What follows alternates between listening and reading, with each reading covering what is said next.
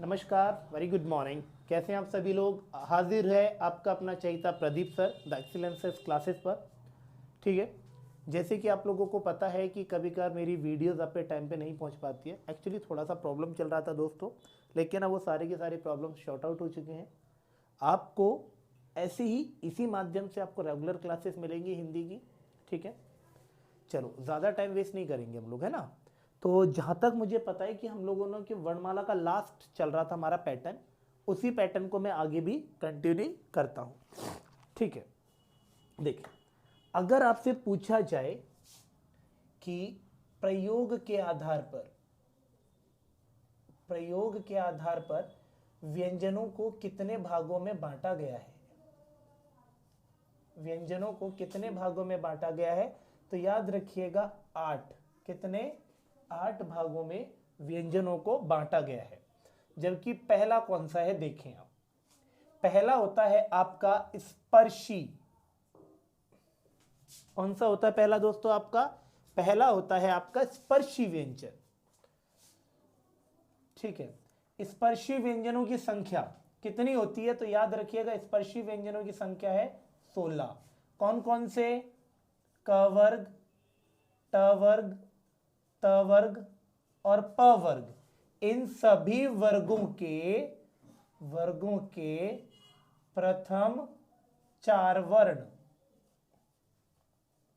जैसे अगर मैं आपको बताता हूं, मैंने लिखा, जैसे ये लिखा क, ख, ग और ये घ और ण। तो आप देखें इसमें क्या बोला मैंने, क वर्ग के प्रथम 4 हो गए ये। उसी तरीके से ट वर्ग के ट, ठ, ड, ढ 4, त वर्ग के त, थ, द, ध और प वर्ग के प, फ, ब, भ 4 और 4 टोटल कितने हो गए? 16। नंबर सेकंड होता है आपका स्पर्श संघर्षी। यह है स्पर्श। ठीक है, ये स्पर्श व्यंजन मान लो आप इन्हें, है ना। ये स्पर्श हो गया और ये होता है स्पर्श संघर्षी। ठीक है, स्पर्श संघर्षी की संख्या कितनी है? 4। कौन कौन से होते हैं देखें, एक होता है आपका शलगम, षटकोण, सड़क और हल। नंबर तीसरा आता है स्पर्शी। स्पर्शी व्यंजनों की संख्या होती है 4। च, छ, ज और झ। नंबर फोर्थ होता है आपका अर्धस्वर। अर्धस्वर जिसे हम क्या कहते हैं? संघर्षहीन कहते हैं दोस्तों। क्या कहते हैं हम इन्हें? संघर्षहीन कहते हैं। इनकी संख्या होती है 2। कौन कौन से होते हैं? एक होता है य और एक होता है व। क्लियर है? अब हम इन्हें अर्धस्वर, यानी कि हम इन्हें अर्धस्वर क्यों कहते हैं, क्या रीजन है इसके पीछे? कुछ लोग कहते हैं कि सर ये इनका जो इनका यूजेस है वो अधिक स्वरों में होता है, इस वजह से। ये करेक्ट रीजन नहीं है। ये हैं तो व्यंजन, लेकिन ये 2 मात्र ऐसे व्यंजन हैं जिनका निर्माण 2 स्वरों को मिलाने से होता है। अगर इसकी बात करी जाए तो ये ई प्लस अ को मिलाने से बनता है, जबकि वह मेरा उ प्लस अ को मिलाने से बनता है। तो ये हैं व्यंजन, लेकिन एकमात्र ऐसे व्यंजन हैं जिनका निर्माण 2 स्वरों को मिलाने से होता है। प्रयोग या प्रश्न के आधार पर व्यंजनों को कितने भागों में बांटा है? 8। नंबर फर्स्ट हो गया स्पर्शी व्यंजन, नंबर सेकंड हो गया स्पर्श संघर्षी और एक हो गया स्पर्शी व्यंजन। ठीक है, नंबर 5वां होता है आपका लुंठित। क्लियर है? क्या होता है आपका? लुंठित। लुंठित को ही हम क्या कहते हैं? प्रकंपित कहते हैं। क्या कहते हैं? प्रकंपित कहते हैं। और ये कौन सा होता है? केवल और केवल र। नंबर 6 होता है एक पार्श्विक व्यंजन। क्या होता है दोस्तों? एक होता है पार्श्विक व्यंजन। कौन सा होता है? ये होता है ल। याद रखिएगा, पार्श्विक व्यंजन उन व्यंजनों को कहते हैं जिसके उच्चारण में हमारी जीभ के दोनों बगलों से क्या होती है? हवा बाहर निकलती है। नंबर 7 की अगर मैं बात करूं, इसी के साथ आपका होता है एक नासिक्य या फिर अनुनासिक कह सकते हैं आप उन्हें, या फिर आप इसे पंचमाक्षर भी कह सकते हो। और ये कौन कौन से होते हैं देखो, 1 2 3 4 और ये 5। इज इट क्लियर गाइस, कोई दिक्कत? और नंबर 8वां होता है आपका ताड़नजात, जिनकी संख्या होती है 2, एक होता है ये और एक होता है ये। तो ये है दोस्तों प्रयोग या प्रश्न के आधार पर व्यंजनों को बांटना।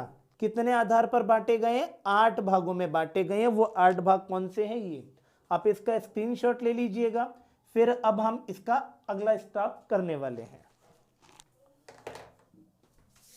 ठीक, आपसे पूछेगा कि पार्श्विक व्यंजन कौन सा है, 4 ऑप्शन दे देगा, जिसमें एक ये होगा तो कौन सा हो जाएगा? ल।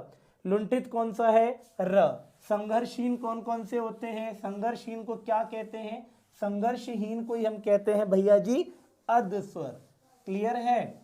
ये हो गए व्यंजनों को 8 भागों में बांटना।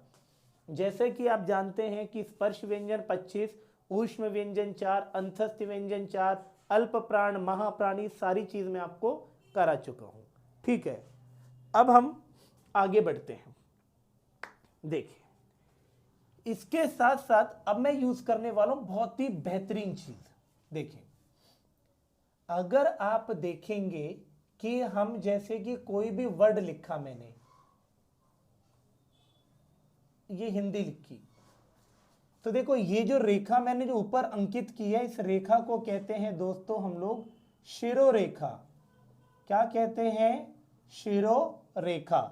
और ये जो डंडे हैं, इन्हीं को हम क्या कहते हैं दोस्तों? खड़ी पाई। ठीक, तो व्यंजनों में अगर मैं बात करूं, देखो पहला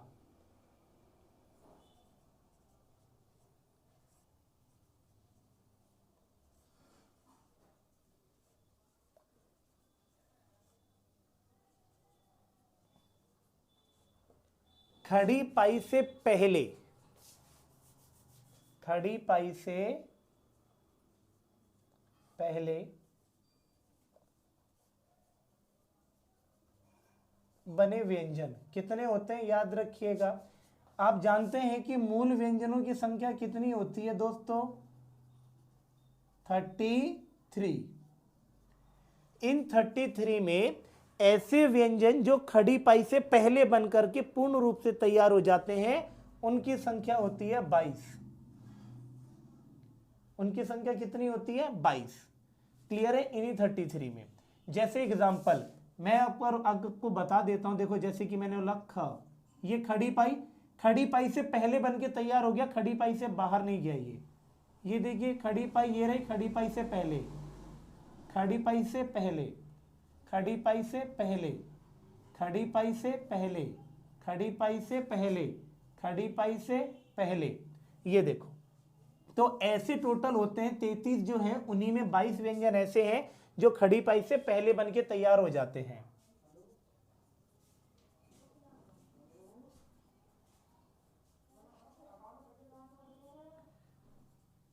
खड़ी पाई के पहले और बाद में बने व्यंजन, इनकी संख्या कितनी होती है? तो याद रखिएगा 2। सॉरी, हाँ 2। कौन कौन सा? देखो, एक होता है क और एक होता है फ। ये रहा इसमें खड़ी पाई, ये रही इसमें खड़ी पाई। खड़ी पाई से पहले और खड़ी पाई के बाद। अगर बात करी जाए नेक्स्ट चीज की, तो इस चीज को देखेंगे अब आप।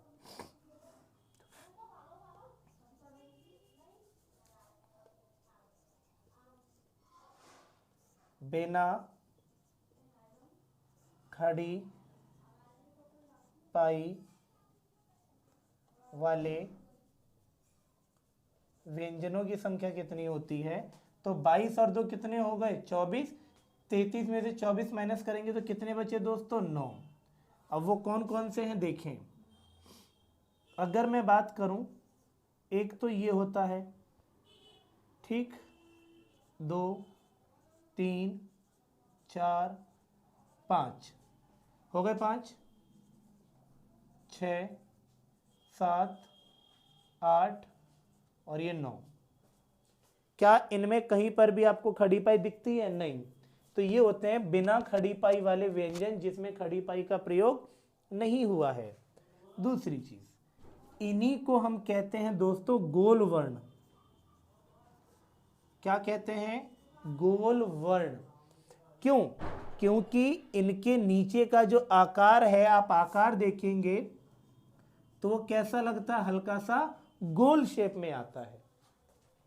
अगर मैं र की बात करूं तो देखें, हमारे पास जो र है वो कई प्रकार के हैं। एक र ऐसा होता है, एक र ऐसा होता है, एक र प्रदीप में ऐसा लगता है, एक र आपने देखा होगा ट्रक में ऐसा लगता है, और एक र आपने देखा होगा इस प्रकार से लगता है। ये हैं भिन्न भिन्न प्रकार के र वाली ध्वनियां। ठीक है, अगर देखा जाए तो इसे क्या कहते हैं? अभी हमने आपको बताया दोस्तों, इसे कहते हैं लुंठित, इसे कहते हैं रैफ वर्ण। क्या कहते हैं? रैफ वर्ण। इसे कहते हैं रडार, इसे कहते हैं पदेन, और इसे कहते हैं ऋषि वाला र। क्लियर है? अब आप ये देखिए, इसमें अगला क्वेश्चन क्या बन सकता है। ये तो मैंने इनके नाम बता दिए, और ये बहुत अच्छी चीज है कि दोस्तों आप लोगों को नाम पता चल गया।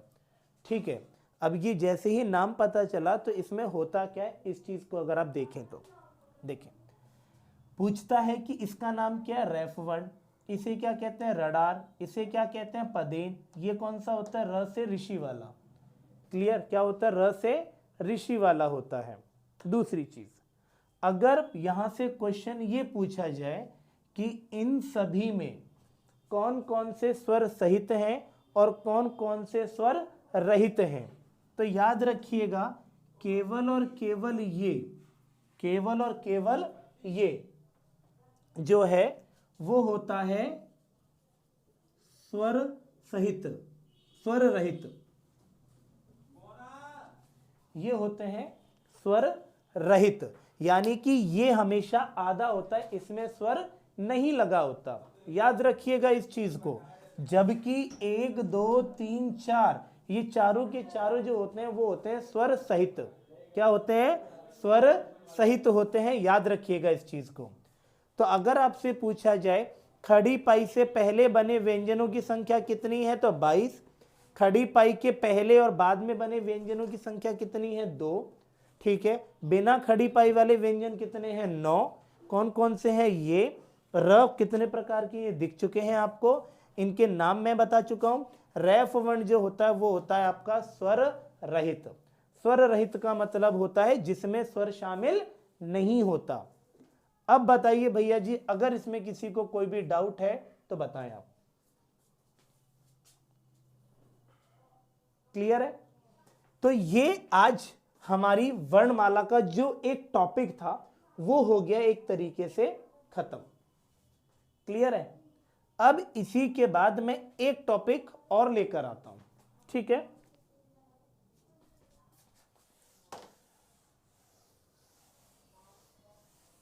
अब हम बात करेंगे आपके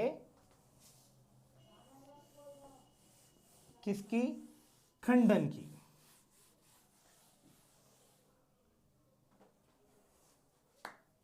देखें, अब बात करता हूं मैं शब्दों का खंडन।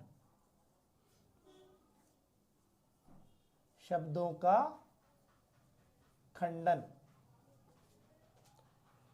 देखें, अगर शब्दों का खंडन या अक्षर की अगर मैं बात करूं तो कैसे करेंगे, सारी की सारी चीजें मैं आप लोगों को अभी बता देता हूं। जैसे अगर मैंने लिखा है भैया जी कमल, और मैंने एक जगह लिखा है भैया जी कंबल, अब इनका खंडन कैसे करना है पहले तो ये देखें आप। इनका खंडन हम कैसे करेंगे? क पूरा है तो इसका खंडन कैसे हो जाएगा? क धन अ धन म धन अ धन ल और धन अ हो गया। इसका खंडन कैसे करेंगे दोस्तों हम?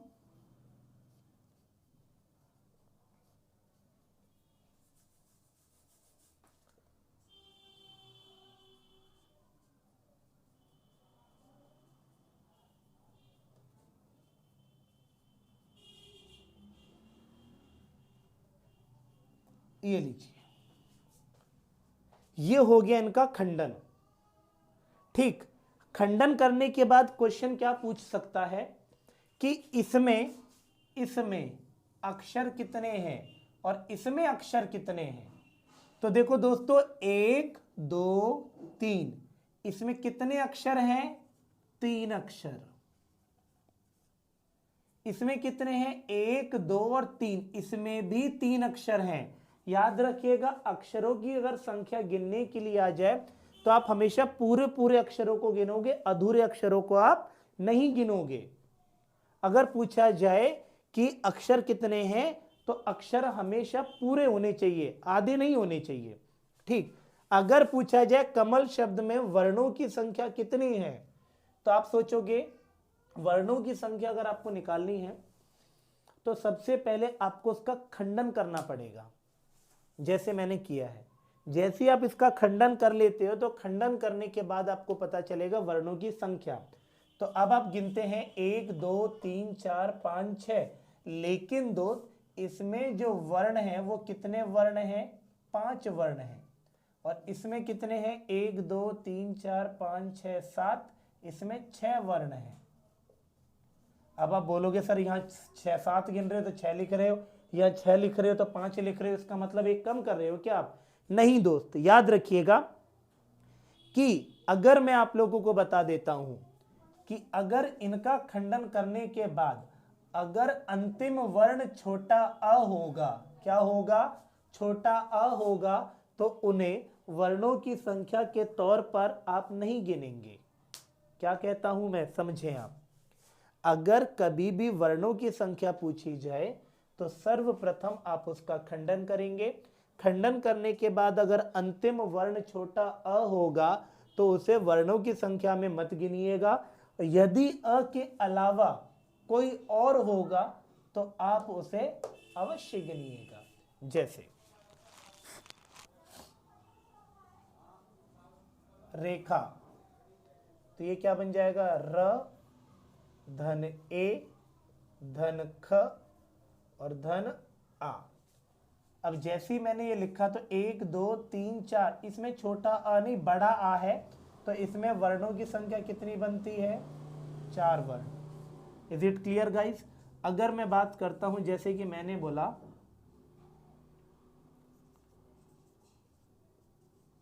चंचल, ठीक है, तो चंचल को कैसे करेंगे हम खंडन? च धन अ धन च, फिर ये अंग की बिंदी, फिर ये ल और फिर ये अ। तो 1 2 3 4 5 6 अ है, नहीं गिनेंगे तो कितने हो गए? 5 वर्ण। मैंने लिखा स्वतंत्रता, खंडन कैसे होगा दोस्तों? आधा स, फिर व, फिर अ, फिर त, फिर अंग की बिंदी लगी है, प्लस त्र, त, फिर किससे? र, फिर अ, फिर त और फिर आ। तो 1 2 3 4 5 6 7 8 9 और ये कितने हो गए? 10। ये हो गया आपका अक्षरों की गणना, वर्णों की गणना और शब्दों का खंडन करना। क्लियर है? आई होप ये वीडियो आपको बहुत ज्यादा पसंद आई होगी। अब इसी के साथ हम जो अगली वीडियोस में आपको पढ़ाएंगे वो पढ़ाएंगे हम हिंदी शब्दकोश। ठीक है, आप इसे लाइक करें, कमेंट करें, शेयर करें, सब्सक्राइब करें। ठीक है, अगर आपको ऐसी ही अच्छी जानकारी आपको चाहिए हमसे तो आप इस चैनल को लाइक करें, कमेंट करें, शेयर करें, सब्सक्राइब करें, ताकि आपको सारी इंफॉर्मेशन मिलती जाए। आज के लिए इतना, थैंक यू।